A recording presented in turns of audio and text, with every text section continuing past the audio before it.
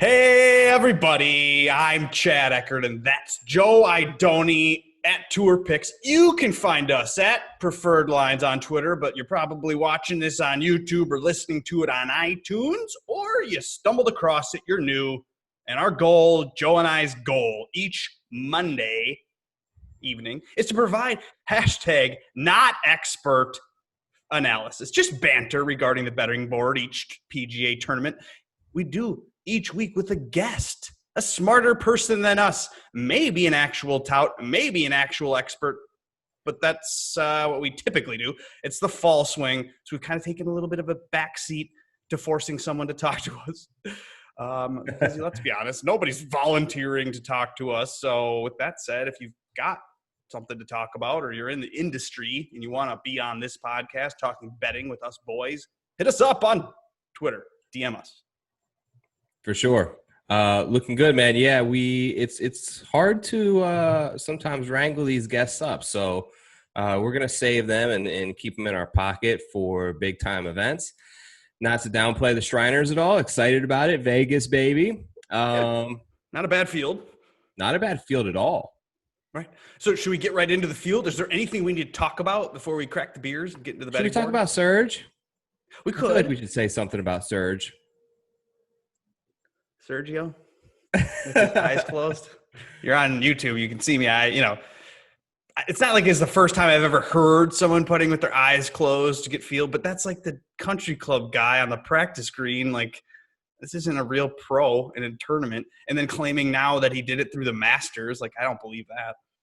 It's quite outrageous. I can't believe he won doing that. Yeah. I do feel like I had a pretty good week despite not hitting the winner. Had a positive week in DraftKings and in gambling. You know, Denny came through with a nice top 10. And I was close, so I feel confident in where I'm headed just because the narratives that I went with were kind of there. So I went with, historically elite player that bombs it. I just had the wrong one. I picked Stenson over Sergio. I went with guys who are shorter hitters who have previously had success and won at that event. I had Armour and Taylor, and Malnati was right there. So I feel good about how I attacked the week. I just didn't pick the right one, and I don't think many people did given his current form, but unbelievable ball striking. Like, it's not surprising with Sergio, but down the stretch, a couple of those shots, the one on the par 5 and the one on 18 were unbelievable.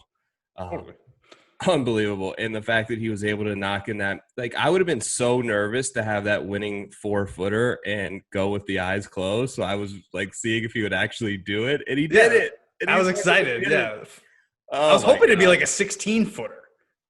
Right. But whatever. He almost made it on 17 doing the same thing from about 20 feet. So whatever, if it works, it works. And, it's all about feel, and it wasn't working not doing that for Sergio. And we had been betting him and he'd been letting us down quite a bit over the last few months. And it just wasn't, I don't know. I didn't feel it. I didn't see it. I didn't care about 70. It was still not enough to make me want it. So I didn't have any Sergio. But I'm on Team Reed now. You are Hashtag Team Reed. Check out this. This is a reason to watch on YouTube. Is I got this Justine Reed autograph, dude. Where in the hell did you find that? Lord, okay, I'm on eBay, trying to spruce up my background, trying to get some cool stuff, and I'm like, dang, autographs are cheap. Like, I haven't looked at autographs in decades, probably, but so I'm like, oh, an M1. So I got an M1. I think it's like $40 shipped to me today. And then I'm like, oh, Patrick Reed. I love Patrick Reed. I looked at Bryson because I wanted a backwards Bryson signature. They don't exist. And Bryson's actually like $75 for his autographs because he's the U.S. Open champ. So I was like, damn, I can't get that. But what about Patrick Reed? Did you do APPR? Oh, Patrick Reed. And then I'm like, Justine too? That's epic, dude. Gosh, yeah. So I had to That's cop hilarious. and then I get it in the mail. Dude. Look at how weak this signature is by Justine. Can you see that? It makes me wonder if it's like real. Are you sure No. you didn't do that with like a I know, it looks exactly. pen? So I get it in the mail from the guy off eBay, and immediately I I think it was like midnight. I was drunk buying this stuff or whatever. So I was like, just do an autograph. Got to be real. If it's on, whatever. So I fired off, bought it, got it. And I'm like, what the hell? So I'm a little nervous. So I DM the guy. I'm like, or on eBay, you message him or whatever. Where did you get this? How did you even get this? So apparently a long time ago, like a couple years, he says, they were like offering, he won something in the Euro event, and then they were offering like autographs. And then so he, like, you could fill out something and send it to his team, and they would send an autograph back, and he got it back with Justine's autograph on it. So that's what he claimed. So there we go. Hilarious. And to kind of cap it all off, today was a big day for you because you got a follow on Twitter from Mr. Patrick Reed. So we're big time Team Reed now over here. Yeah, follow back. So that's great. I mean, first I was like, what? I'm blocked? Aw. And then I'm like, oh, wait. He unblocked me and followed me. What a great day. So good drama over there on Twitter. On my Edina Real Chi. Follow me over there. Go look at that drama. Should we get to the betting board? I'm thirsty. I want to crack my beer and crack open the betting board for the Shriners. Cheers to you, Joe. Cheers, Another buddy. Monday. Let's go. All right. At the tippity tip top, you have Bryson DeChambeau. He is back. Once won this a couple years ago, and he maybe is the king of the Shriners, the king of TPC Summerlin. He's here 7.5 to 1. Oh my God! Wow, that's aggressive. Mm-hmm. He's got to win. Like I said, 2 years ago, he had a T4 last year, T7 a couple of years ago. Patrick Cantlay, 2, is also the king of TPC Summerlin. Yeah. But is he not? Why isn't he next? It's Webb at 10 to 1 and Patrick Cantlay at 12 to 1. Interesting.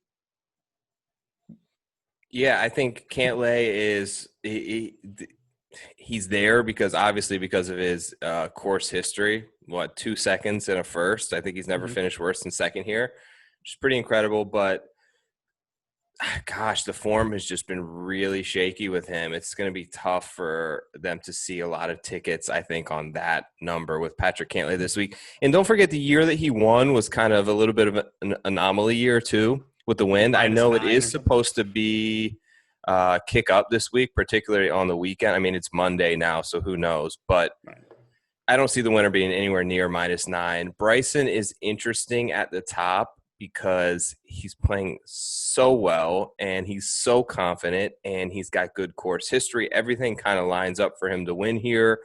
But do you expect a little bit of a U.S. Open hangover, so to speak? What do you think? Yeah, you got to. Everybody likes a ramp up. Everybody likes the excuse of I'm rusty and I needed a couple rounds. Scheffler pulled that last week. We saw he kind of heated up as the weekend got on. Now, Bryson is a different human, and he may be able to just come in here and pick up where he left off. But we've thought this, though. We've thought he solved the game of golf a few times now. He's done enough to solve the game and then win. He went on an epic run through the summer, and he won at the Rocket Mortgage, and he came back out the next time, and he threw up a dud, I believe. So you got to kind of be careful, especially, dude, at 7.5 to 1. I mean, yeah. And this field is not a joke of a field. It's got some juicy names. And, I mean, you got like Finau and Hideki at 16. I mean, that doesn't really scream value to me when neither of them win. So, I mean, 7.5, maybe it's good compared to those names. But the 20s, I don't know. I feel like he is clearly the class of the field, Bryson. But I think 7.5 for 1 is too rich for my blood. Yeah, no, same. And same thing with Finau. I know he likes this type of desert golf, so to speak. Just a little bit of worried about some stuff that came out sort of, against his character with the millions thing. And it's just a little bit, I feel like that had to be on his mind a tad. Plus, so Joe's referring to an article that came out over the weekend that Tony Finau is apparently being sued by somebody for about $16 million. I mean, yeah. And that's not like check. What, if you actually read it, it's not uncommon that some of these guys will need a financial backer to get their career going, and somebody steps in and sees a couple of talented kids like Tony and his brother Gipper, I think his name is, need a little bit of a financial assist in order to get their career going, and they expect future returns. A lot of times it's a handshake agreement, so that's not uncommon. At first I thought it was going to be totally false claim and someone just trying to get it, and it may still be that, but at the same token, anytime you're getting sued by someone for $16 million, it's got to weigh a little bit on your mind. Plus, it's not like Tony has had a propensity to come out and win golf tournaments as the fourth guy on the odds board. Right. I'm more looking, honestly, I think when we get to that 20 range, I think Colin Morikawa should be the third guy on the odds board here, right behind Webb Simpson. Totally. He should definitely be ahead of Patrick Cantlay. He should definitely be ahead of Finau, and I think he should be ahead of Hideki as well. Not only his form, he was close to being the PGA Tour Player of the Year. He was close to being the best player on the PGA Tour post the COVID restart. Plus the fact that he's got a little bit of he had the Northern California narrative at the PGA, but he lives in Vegas. He's a Vegas resident. He's sleeping in his own bed this week. Should have some familiarity with the course. So at 20-1, I have not bet it yet, but I have my eyes big time on Morikawa. Oh, yeah. Go lock button that thing in. I got a bunch of money on Colin Morikawa. He's my favorite bet of the week. 20-1, I feel like that's going to drop. Hideki probably will slide. Finau will slide. Maybe Cantlay too. Maybe not, though, with the course history. But, yeah, I like Morikawa. The 20s, dude, is where we've made our bed. We have slept well, buttering our bread here in the 20s. And I'm going to do it again with Morikawa and Wolf, too. How? Yeah, there we go.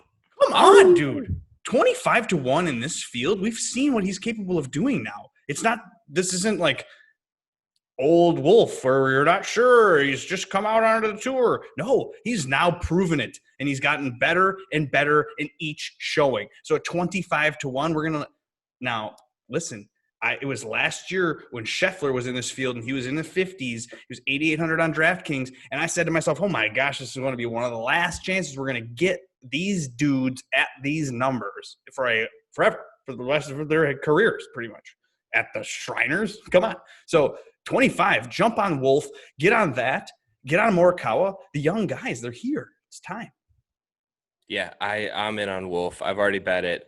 25-1. I think he's going to be a popular pick this week. I think coming off the U.S. Open, he cemented himself as a real deal threat to a lot of people. I mean, you and I have known this for a while, but a lot of people are going to be fully on board Wolf. He just is a great guy to root for.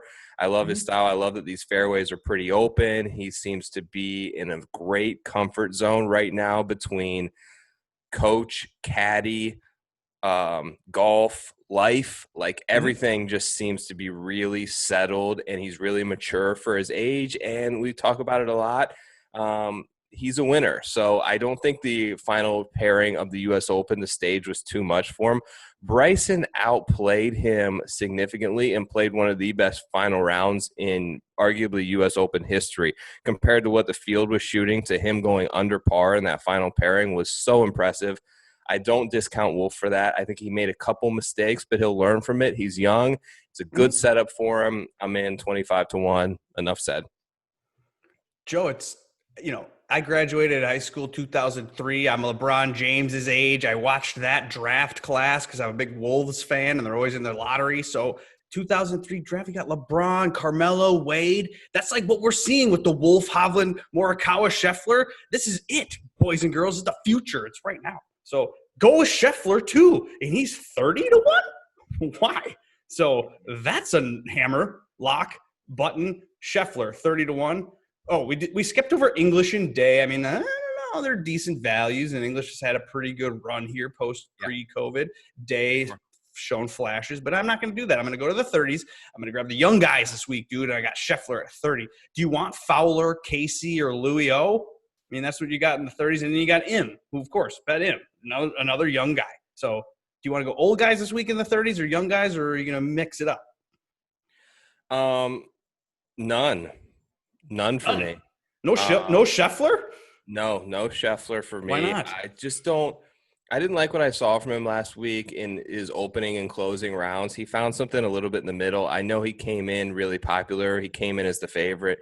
But look, I don't know how each of these players handle it, but these guys are so used to a regimen and golfing every day. I shouldn't have said golfing. I know it's going to upset some people, but playing golf every day and practicing every day. And, Tuesdays I'm with my short game, my putting coach. Wednesdays is workout. So I assume he had to go through the 14-day quarantine post-COVID and wasn't able to practice. Some guys in the rust of that showed. He shouldn't have been the favorite last week coming into it off of that. Still a little bit concerned with it, and it's just a low number for me on Scheffler when he hasn't, top 2, top 3 in a long time. Sungjae, I just don't think it's a great fit for Sungjae. I don't feel like it is. Bent grass, wide open fairways, birdie fest, just not in on Sungjae on those type of environments. But you saw the anger. I love the anger, emotion from Sungjae. First time I've ever seen it. It was nice to see, and it was, you wonder if something like that can get him fired up and a little bit of emotion and a little bit less robot, humanizes. Dude, I was concerned for a minute there that maybe he doesn't care. He knows he's got to go do this military obligation. He got his win in his $1 million. He's 21 and chilling on $1 million. Like, it's pretty much set for life. We already know this. So you kind of thought maybe, but when you saw him, he takes the ball and he's mad. He gives it to his caddy back or whatever. He's just kind of like, oh. He didn't make many putts. Yeah, he had reason to be upset with it, but he did have a Sunday. -6 on Sunday. So he came back on Sunday, and he actually. If you look at all the guys at the top of, DraftKings pricing wise, like the top 9, he paid his value with that finish. The other guys, most of them disappointed. Definitely not in on Ricky this week. Anniversary, Vegas, not in good form. Just going through swing changes, totally out on 33-1 there. So I'm skipping over everyone. And then Sergio at 40 coming off a win is you cannot bet that. No, thanks. Yeah. Not even like JT or DJ repeat. So you think Sergio's going to somehow gain 6 strokes or more putting again? Doubtful. The one thing you did mention earlier, I kind of want to circle back to on Bryson, how he's had a couple of duds coming off of a win. He also did go back-to-back once in the playoffs, FedEx Cup. So not many players I can think of, besides maybe Brendan Todd, and I don't even know who else have ever won back-to-back events, but mentally speaking, I think he is set up to do it. If anyone would be able to do it and not take that U.S. Open win and take a couple of days off and kick the feet up and have a night out and some beers with the boys, it's probably Bryson, who had the protein shakes and a workout at 7 a.m. the next morning. Back ready to go. Yeah. No, and you're totally right. I mean, like, it's just the fact that you got to pay to get it, and you got to if you're going to go top 5 on it, then it's not fun to get a -140 on a top 5 or something. You're like, that's not fun. It happens. Right. It happens, right? What about Will Zalatoris? The name that's the 50-1 range. He's the only one there, and he is 55-1 after being the kind of the darling of the DK industry. Do you have any Will Zalatoris love? Are you one of those? No, I don't. I just don't. I'm waiting for it to drift a little bit more. He only had 1 win, I think, on the Korn Ferry Tour last year. So it's not like he was just cruising and dominating. He's a great player. Yes, there are some attributes of his that should lead to future success, but I'm going to wait till his number sort of drifts back down into playable status in the 80 to 100 range. I'm looking at Bovada right now. He has drifted to 66, which is a little bit obviously more attractive than 50, but I'm not on the Will Z train just yet. He did tell people that he was tired after his top 5, his back-to-back top 10s. He was tired, and so he came in last week because he kind of had to, even though he didn't need it because he got some money. And he was tired, and he missed the cut. So I don't know. You could go back there. I wouldn't be that worried about it. But yeah, you're paying a little bit for Will Zalatoris when you can get the names in the 60s, dude, are actually good names. Jason Kokrak's there, 60. Joaquin Niemann is 60. I like him. I'm on a young guy card this week, so he's on it. ZJ, not on it because he's 150. Answer, 60. Cameron Davis and Cameron Smith. I like both of those guys. They're at 60, 61. I'm considering both the Camerons. Am I crazy on that? Well, I like Cameron Davis a lot than Cameron Smith. I was kind of shocked at Cameron Smith's numbers. I realized that he's kind of circled the wagon, so to speak, these last couple events, but Cameron Davis has been red hot. 66 seems like a totally fair number. I am not, though. Did make a bet on the first guy you mentioned, who is Joaquin Niemann. It just seems like a good fit for him. I like the fact that he has 3 straight top 25s in good field events, played well at that U.S. Open. Really good in terms of his shorter irons and wedges. Good player there. Putts his best on bent grass, which we're back on this week, which should present some familiarity to him. The other thing is this course is at quite a bit of elevation, actually. And he grew up playing with that.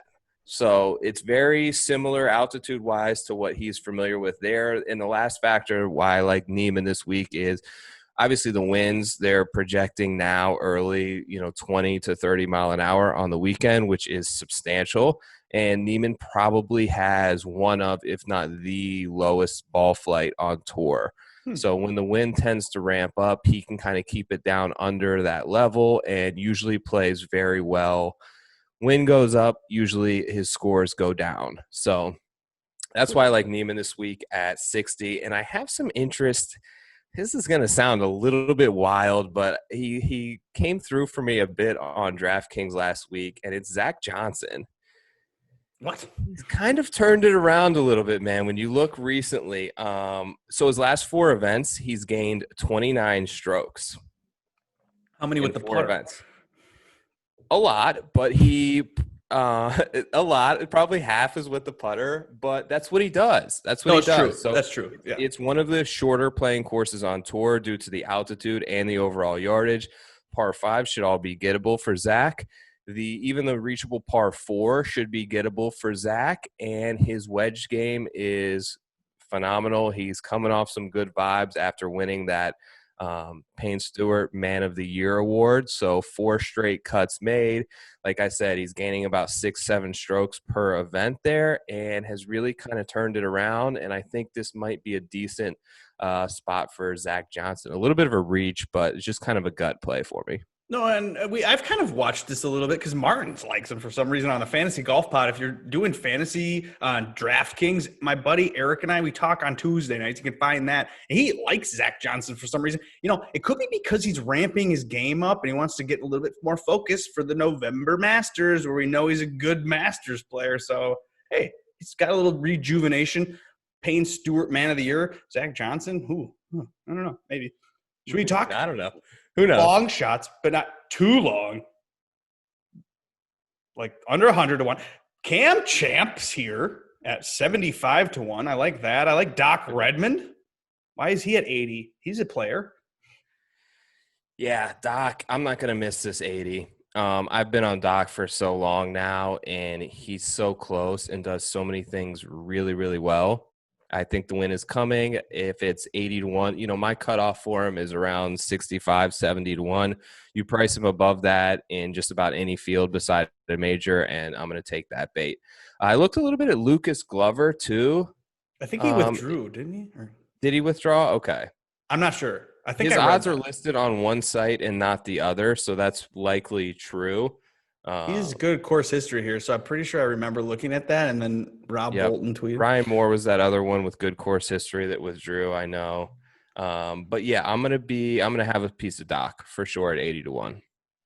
So it looks like Glover and Moore withdrew earlier today. You have a couple open qualifiers that Rob Bolton just tweeted out. Rob Bolton at Rob Bolton Golf. Michael Gilgich, everybody likes. He's in. Got Spencer Levin. I think he's been around, done something. Matt Wilson, never heard of him. And George Markham, never heard of him. There's something to pay attention about this, and I've noticed a little bit of a trend this recently of last guy to get in the field. has ended up playing really well. I think last week it was the guy, I don't know exactly how to say his name. Is it Defoe or Yeah, Defoe? MJ or whatever. But MJ he played Defoe. unreal. I don't know how Matt Every finished, but he started out really good, and I think he was one of the last guys in too. So it's almost like these guys come in there without the chance to practice, and they just show up, and they've been playing well. So keep an eye on these last couple guys to creep in, and the Monday qualifiers have been playing well, and they're usually really low priced.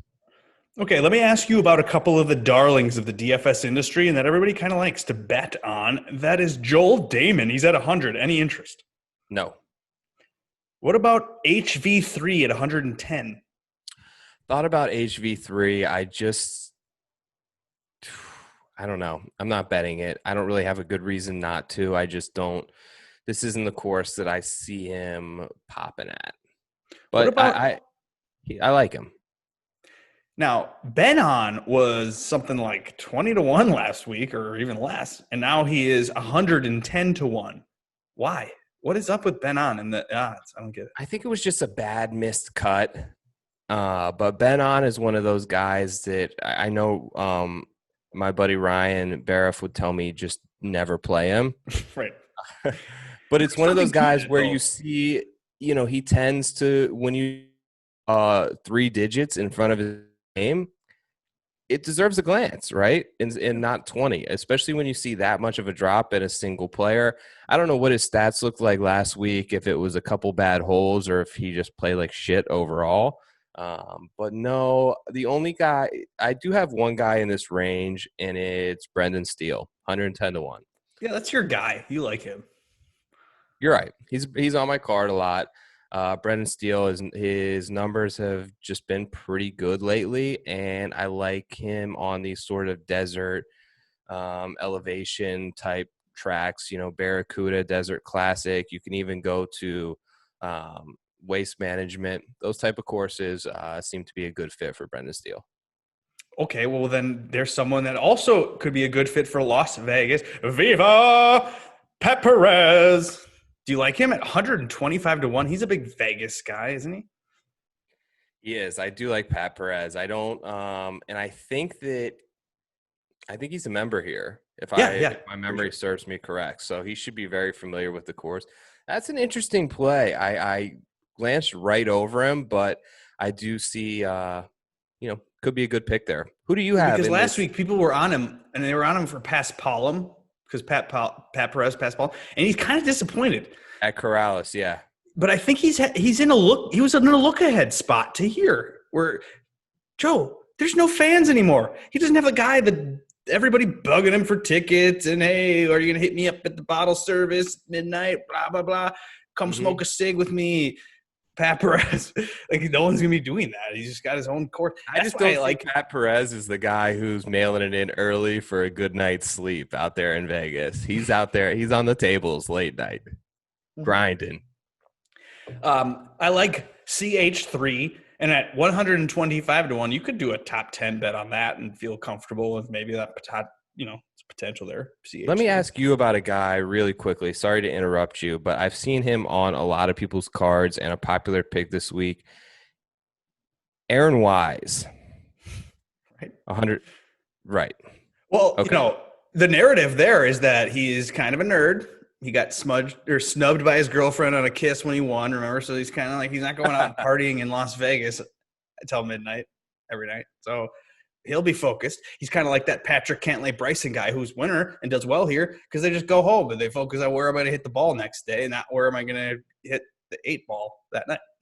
So I saw a lot of people early clicking Aaron Wise and waiting for it to come out after really one good week in a long time.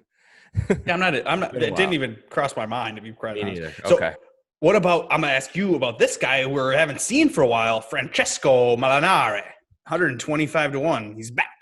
I'm so glad that he's back, but I'm not going anywhere near 120. You might as well flush that money down the drain. He has no shot of winning. No shot.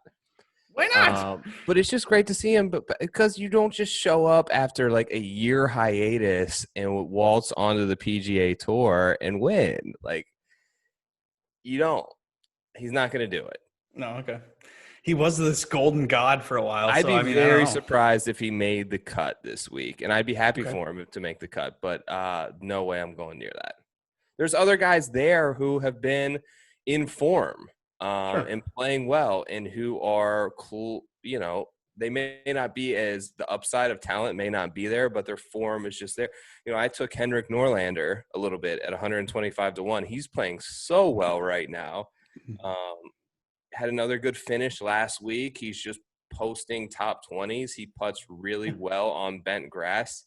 And his name is Henrik Norlander, so he gets no respect. He's $6,700 on DraftKings, and I'm like, should I use this guy? Like, what's wrong with him? And there's nothing wrong with him. DraftKings just doesn't price appropriately sometimes because they're using the algorithms that the casino uses, which is just trying to get you to put money down. Right. So anyway, now I got a couple of long shots. Should I go through those, or do you have any long shots? Tell me who you got first, and then. Home course narrative kind of thing with Pat Perez. You got Scott Piercy, who I believe he's a home course guy. I don't know if that's true, but he's from Vegas. He likes the area. He likes it here. Favorite. Dude, listen, he missed the cut last year, and I was on it thinking it, but it was like maybe there's too much pressure. Well, no pressure this year because there's no fans, there's no obligations, and we've seen him perform. Scott Piercy has been 10th in 2018. He was 7th in 2014. He was 6th in 2012. Couple of more top 25 for Scott Piercy here. I'm into it. Camilo Villegas, 225-1. Don't do a lot of money on this. Do $1 and just hope for a long shot with a little bit of the, narrative too. The guy lost his daughter. So playing with a heavy heart. People want to see things happen, narratives happen. And I'd love to see it. And not only beyond the narrative, Joe, Camilo Villegas was hot with his irons last week. He gained 7.3 strokes with his irons to the field. That's a lot. And lost 5.7 with the putter. So Villegas was hot with his irons, bad with his putter, still finished really well at this event last week. So a 220 or what is it, 250-1? Oh, my goodness. I'm into that. Yeah. I like that a lot. You got to root for Camilo. Big time there. Scott Piercy, now that you mention it, is very, very interesting. What was the number you got on Piercy? 250. No, $1. God, like, that's all I need on that. Yeah. Because what we're talking about, Joe, is we're talking about putting the $1 on 250-1. Do we really believe in our heart that he's going to win? Fuck no. It's going to be one of the top guys. But if it comes down to Sunday and you got $250-1 on this guy, on Piercy, well, then you can get $90 on Bryson, and you feel like you're going to make money either way, and that's what we're trying to do, and that's what we keep doing. Opens up some opportunities, absolutely. So two guys that I have, both, pretty random, but the first both at 275-1. The first is Kevin Chappell. Was the first bet I made today. I saw your tweet, Joe, and I'm nervous. You don't like Chappie? Well, because he putted too well. He does putt well, though. And then it wasn't POA either. So I'm like, oh my God, it wasn't even on POA and he was putting well. It's just like a recipe for disaster. Now, it could be, but how much of a disaster could there be at 275-1? What do I lose, $5? No, that's true. That's like, I used to get into it with people about putting and whatever. People putt too well. And that's true. They just can't continue to putt that well. And then they finally miss a few and they're bad again. Okay, so it's a birdie fest. Obviously, we've seen. We know he's talented. I know that through here, but we've seen, Kevin Na, who gets a red hot putter. That's how Kevin Na wins. But the other, he didn't even gain any strokes tee to green last year, and he won. Is just giving yourself the most opportunities, right? So you look at guys who are off the tee and ball striking and approach really well. They don't have to gain as many strokes putting if they hit 3 or 4 more greens during that span. So Chappell's been pretty good off the tee recently. His last 24 rounds, he's ranked 11th. He's 18th in ball striking. He does get a hot putter. Is he consistent with it? No, but he can ride that to a -8, -9 round and then throw a couple 67s together and he could be in it. The other really random stab that I took, another guy who off the tee and ball striking numbers have been really well, has not been putting great, but tends to on bent grass and tends to play these desert courses really well, is Marty Laird. Random. But I just look at the narrative of waste management. which kind of sets up as a similar course to me. It's like he seems to always be the darling in DraftKings and, guy that's 100-1 at the waist because he has a couple of like seconds and thirds there. So those are my two guys at those really deep odds, but I'm going to take a look at Scott Piercy because I kind of like that. And Matt Jones really like fires off when you look at the stats. He's one of those guys. Matt Jones.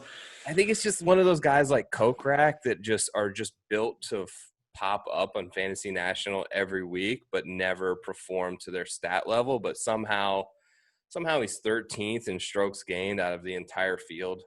I don't know how, but we'll see. Well, he had a good week a couple weeks ago when I was making fun of Bagels for picking him in his 6th lineup. Home is a big number too.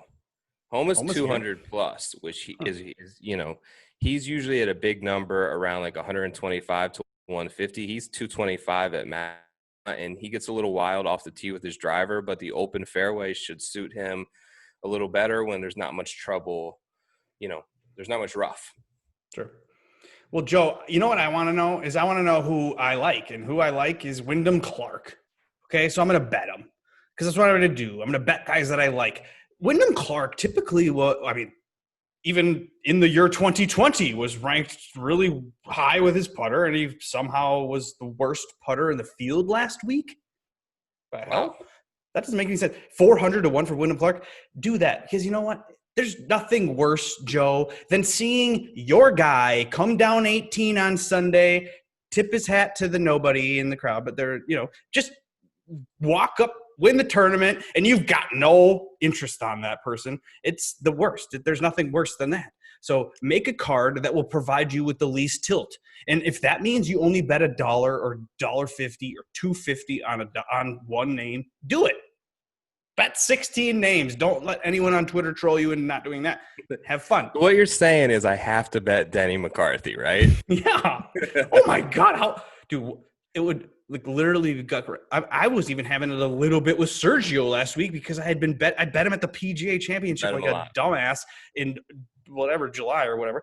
And now I'm not going to get the win, even though I kind of felt it was coming other than the putter. Like, Wyndham Clark's that guy.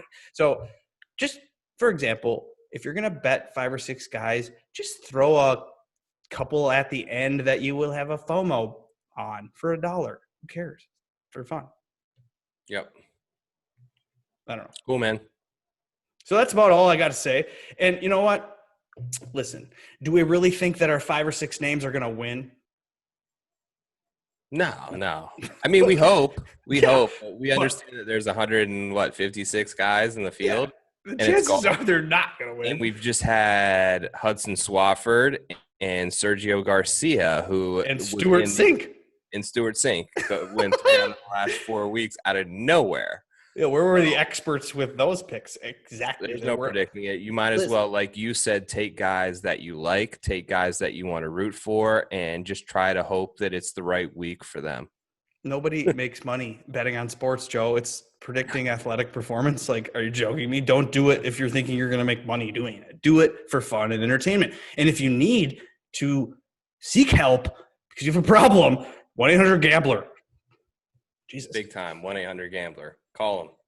All right. Now, call them after this week because you're going to win this week off of Morikawa or Wolf, right? It's Morikawa or Wolf week. I feel good about that. I think it's time for the Wolf Pack to come through and finish one out here. 3-stroke win for Matt Wolf. Calling it here on Monday night. Well, we are a pro-Wolf podcast, so we're a little biased in that sense. And if you don't trust us with Morikawa and Wolf because you think we love them too much, then go with a Scheffler or Im or Neiman or Champ or Redmond. That's my card. Or just bet Bryson. Yeah. Or Team Reed. Bet Patrick Reed on that Euro event. I don't even know what they're playing, but he's over there. The BMW Championship. Actually hit it last year when Danny Willett won. But Patrick Reed is he the favorite over there? Probably. I'm sure. How is he not the favorite? He's the best golfer of all time. He's my new favorite best friend. Let's go, right? Just fucking show up over there at the European Tour for 1 week and wreck house and take it down, P. Reed. Dude, win it all and then go, thanks to all my fans, the Team Reed, Edina Rilchie, and all of my fans. Well, I know you've got 2 big fans now in Patrick Reed, and one of those burners that are following you is definitely Justine now. Totally. Cheers, baby. All right. I got to go. I got my kids sleeping. My wife's about to get home. We got to get this over with. Let's do it. Thanks for watching, everybody. Rate, review, like, subscribe, all of those things. You have not seen an ad. You will not hear an ad because we're ad-free. We do this for fun. We do this out of the goodness of our hearts to provide you entertainment. And maybe someday Patrick Reed will follow you. We hope that you enjoyed it. Come see us again next week. Same time, same place. Cheers. Love you guys. And maybe we'll have some giveaways. We will have giveaways. Oh, T-shirts and hats coming soon. Boom. They will be ready this week. I'll tweet out some pictures of them. Could be an opportunity if you like watching us to support us a little bit. We'll send you some gear. Cool? Cool. All right, buddy. Good luck. Take it easy. Enjoy that final fall weather up there in Minnesota before you can't golf anymore. Get out on the links. I've got a couple tee times already scheduled this week, boys. Atta babe. Let's do it. See ya. Peace.